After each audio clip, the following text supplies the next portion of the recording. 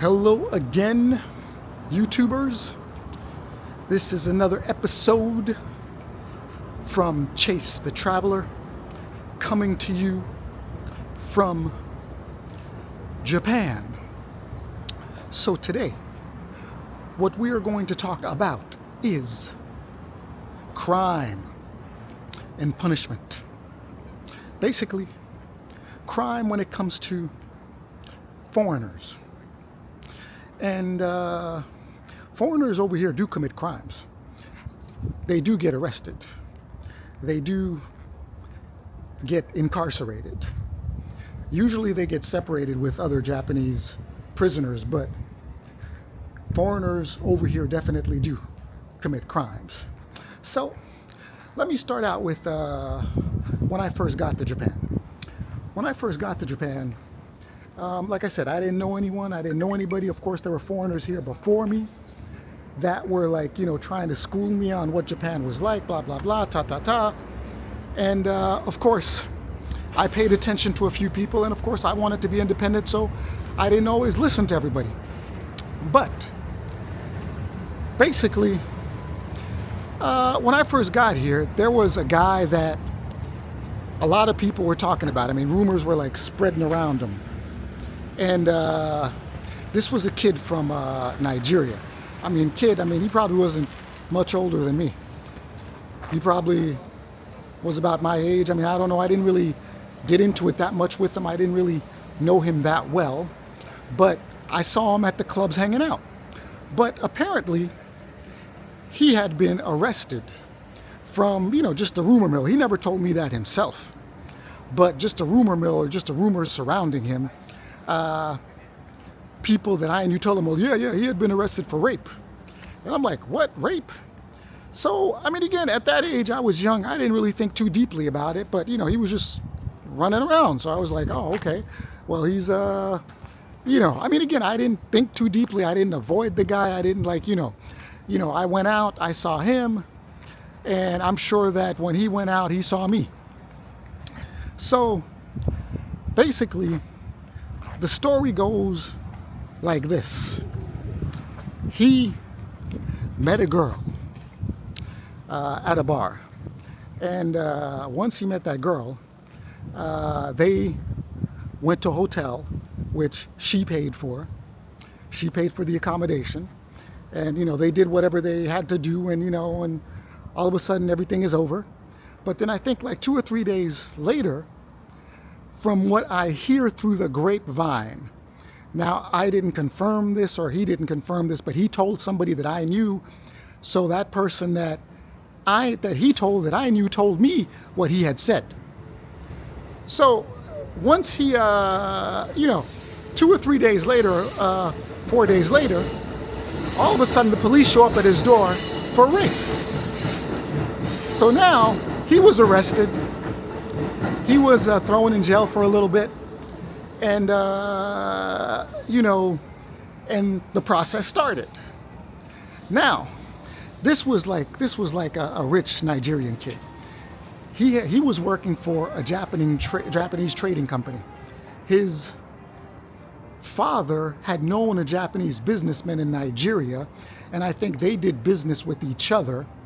And based on the business that they did with each other, his father had asked him if his son could get some employment at the company in Japan that he was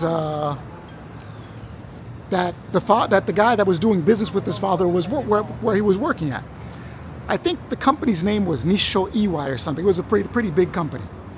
So he was working at Nisho Iwai, at the trading company. I guess he was working in the section that dealt with Nigerian customers or Nigerian raw materials or whatever.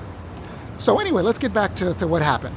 So from what I hear is that, he picks up a girl, they go to a hotel, she pays for the hotel, and all of a sudden a week later he gets picked up for rape. So now he's out on bail. And this is the thing. According to him, basically what happened was the boyfriend found out that she had slept with him or something. I don't know how that came about or how that news got, but apparently that's what happened. So the boyfriend found out, and when the boyfriend found out that she had slept with somebody else, all of a sudden, all hell breaks loose. And he convinces her, according to the grapevine, he convinces her to go to the police and file charges, and all of a sudden my man gets arrested. Now, when I heard the story, I didn't know him that well. So I didn't really, again, when you just get here, you just believe everything. You're like, okay. But then he was running around for 2 years before they really did anything with his case. So when I saw him, because I used to go out maybe 3 times a week, maybe, at the most 4 times a week, but usually on the weekends I'm out. And on the weekends, he's usually out too. So every time I see him, he's pulling chicks.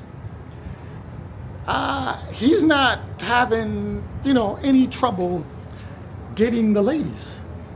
He's not really, struggling. I didn't see, this guy was I wouldn't say handsome because, he didn't look handsome to me, but he was like a good 6'4", 6'5". He definitely wasn't scrawny. He towered over a lot of people. And the ladies were definitely digging him. Every time I saw him. So for me, it was like, plus at that time, black people or black men or foreigners were in demand. And that's when I came a little bit, I didn't come at the beginning of it, but I came while it was still there. So I kind of like, I wasn't like a supermodel and I was pulling chicks, and this guy, I don't think that he was a supermodel either, and he was pulling chicks. So, so it was kind of like odd to me that, well, hold on a second.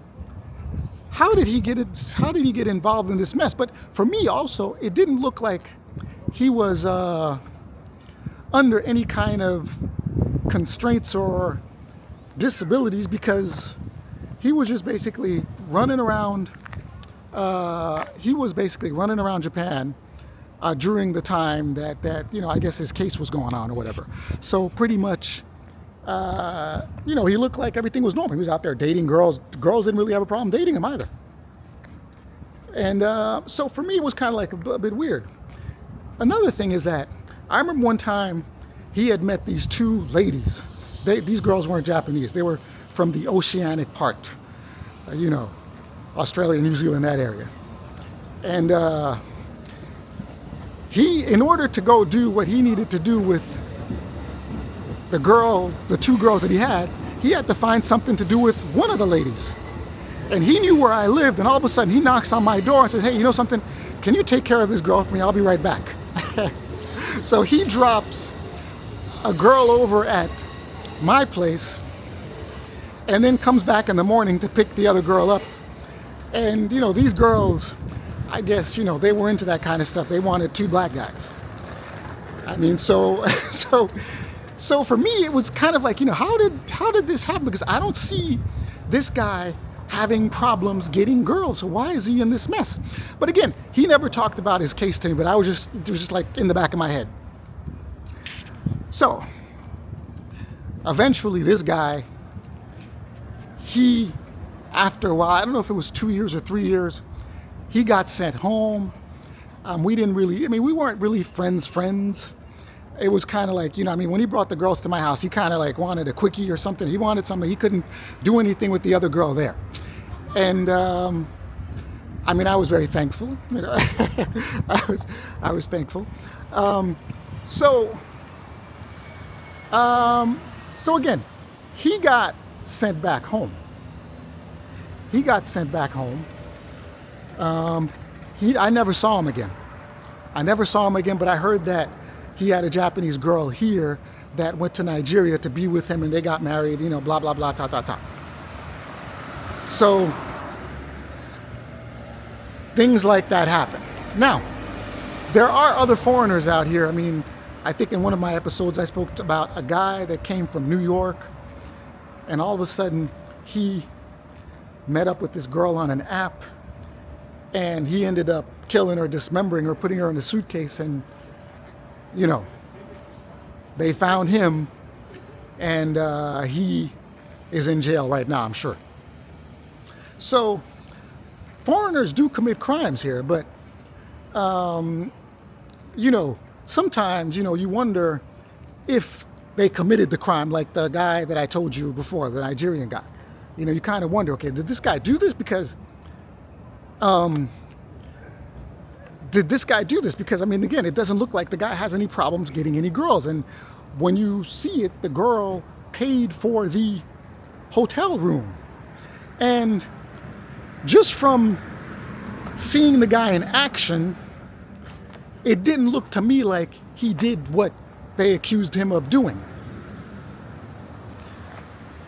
So, again, now, you also have, when I first got here, there were a lot of, now again, there were a lot of, hold on, I think, where were these guys from? A lot of people from Iran.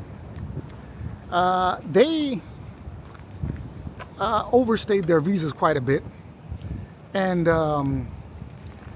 they were in the business of selling these telephone cards.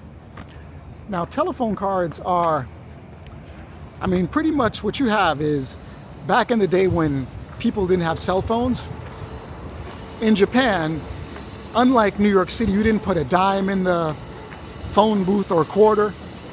You put a phone card in it. And what they would do is they figured out exactly how to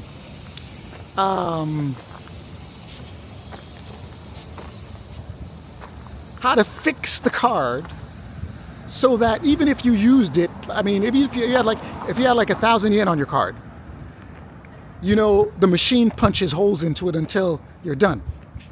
But they somehow put aluminum foil on the back of it in order for you to use the card, even though the card had already been used and you couldn't go any further, you couldn't make any more calls with it. But the way that these guys, they did something. I mean, they processed it, or they put, maybe they ironed it or something, or they put like aluminum foil, like a strip of aluminum foil in the back of the card. And all of a sudden, lo and behold, you got, you know, you're making calls overseas. You spend like an hour, 2 hours talking to people. Before that, I mean, you're talking for 15 minutes because there was no WhatsApp, there was no Messenger, there was no Line. And, you know, calls were expensive, especially if you're calling people overseas. So, those guys made a lot of business. I mean, I bought a couple cards. I bought a couple cards. I mean, Japan was expensive back then. Little by little, I mean, these guys disappeared also. They disappeared. So, you have an element of people who commit crimes, and you also have an element of people who are arrested for things that you kind of like shake your head and like, hold on a second. Another instance is, you know, I was talking about Carlos Ghosn or Carlos Ghosn or whatever. Again, it was alleged that he unlawfully used company funds for his personal benefit. He was arrested, and this guy was like high up. I remember at the beginning when he first came here, there were like commercials about him. They even had, they even turned him into a cartoon, a superhero in magazines, because he rescued Nissan. He rescued Nissan. All of a sudden, Nissan was failing. He came in, he chopped things up, chop, chop, chop, chop, you know, fired a bunch of people. Then all of a sudden, boom, the company's profitable again. He alleges that he was going to merge Nissan with Renault, which is the company that sent him over there. And the Japanese people were against it. Not the Japanese people, the Japanese people that worked at the company were against it. And because they were against it, they sabotaged everything. And all these allegations of criminal activity came from that. So again, obviously I don't have access to Carlos, and I don't know if what he's saying is true. But sometimes, in Japan, when you hear about somebody getting arrested, especially if it's a foreigner, you always have to take a double take and think, okay, you really want to listen to the story clearly, see if it makes any sense logically. And yeah, sometimes it does. I mean, foreigners over here aren't like, angels all the time. They're not, not all people are committing crimes, of course.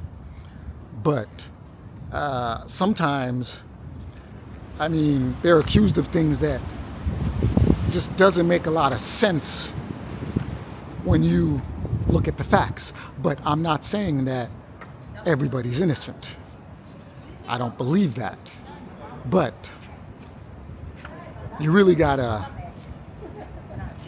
give people the benefit of the doubt and try and get as many facts as you can in order to really understand whether or not you believe that what is being alleged is really what really happened.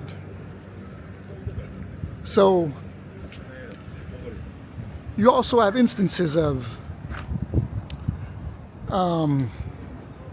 drugs, people importing drugs into Japan.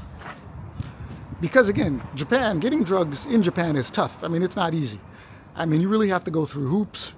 And a lot of foreigners, they come over here and they're in need of drugs. And they basically go to places where it's easy to get. Places like Thailand, places like Nepal. And now, it might be easy to get there, but once you try and come into Japan, honestly, that is like the stupidest thing you can do. In Japan, as a foreigner, you're under constant scrutiny, whether you know it, whether you believe it. Somebody's always watching, somebody's always trying to catch you doing something. So these guys, they go to these countries and they come back to Japan. They hide stuff wherever it is that they think that they're going to hide it. And they think they're going to get away with it. And all of a sudden, you're at the airport. And they're not flashy about it. They're not like, like a little lady comes up to you. I've seen it happen. Little lady comes up to you and says, "Hey, can you come with me, please?" Well, obviously, you're not going anywhere. You can't run. Where are you going to run to? So, can you come with me, please?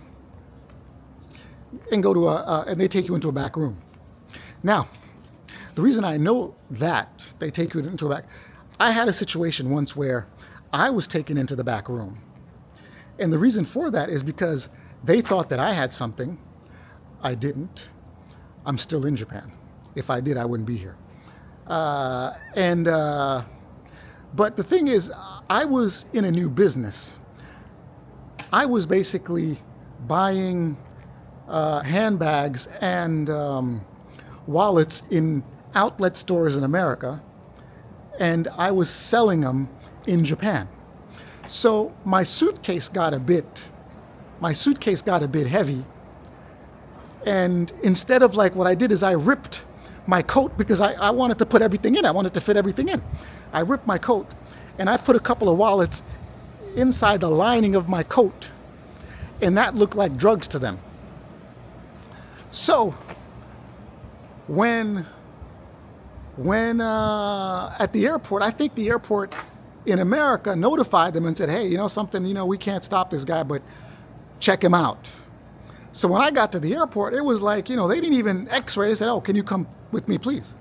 And I was like, "What?" Now, I went in there really confident because I knew I wasn't doing anything. I didn't have anything. And it took me a while to figure out, oh, that's what it is. So, of course, they were like, oh, do you have anything with you? I'm like, no. And of course, I was really rude because I was like, you're wasting my time. And they were like, oh, did somebody pack your bags? No. Who packed them? Did you pack them? Of course. Obviously, if I had something, somebody else would have packed my bags, but I don't do that. So they were kind of like looking at me frustrated. And, a couple of guys in the back were like smiling and laughing like, we got you. We're going to get you. And they were like, well, what do you have in there? I'm like, oh, wallets. And they weighed my bag to see if I had anything I wasn't supposed to have. They checked everything, and of course, there was nothing there. So now, the people that were smiling are kind of like angry, like, we're not going to get him. So of course, I ended up walking out of that situation. But they still got me because I ended up having to pay more taxes than I would have had because they found everything. So I still got screwed. So what I'm saying is that crime in Japan doesn't pay. And foreigners that think that they're going to come over here and get away with crime, you're not, dude, you can't be a fugitive here. You're surrounded. Okay, you're surrounded. You're not, getting the paperwork just to work here and just to function, your gaijin card, like your credentials, was hard enough for me. It's easier now, I hear. If you're a fugitive here, how are you going to escape? Actually, if you have money like Carlos Ghosn, he hired 2 people to put him in that researched the airport, most likely where he would be able to flee. And he made it out. But he's still kind of like in a prison because he's in Lebanon right now, which the political situation isn't really all that good. He can't travel because there's an Interpol warrant out on him. And he might truly be innocent. You never know. He might truly be innocent. So,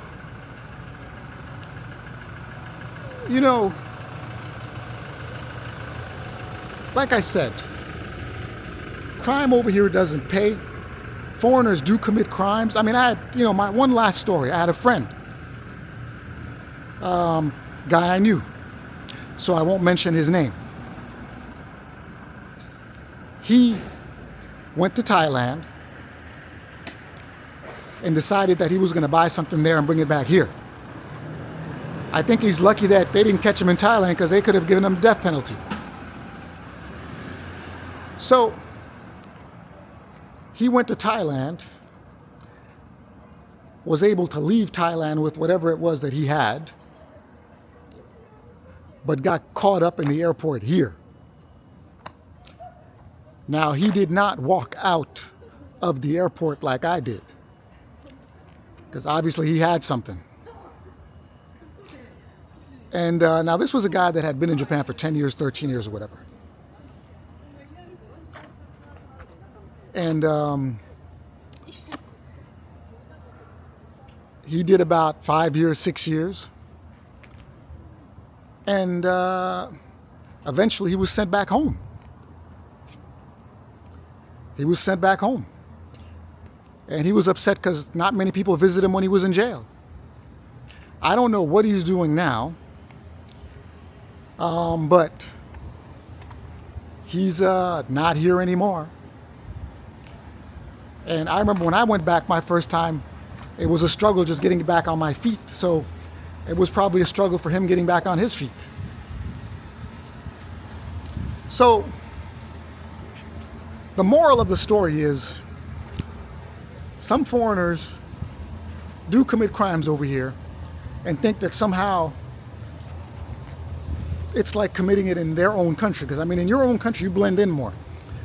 You might fit in. I'm not saying that you're not going to get caught, but you're going to blend in a lot more. And because you blend in more, your chances are better. But over here,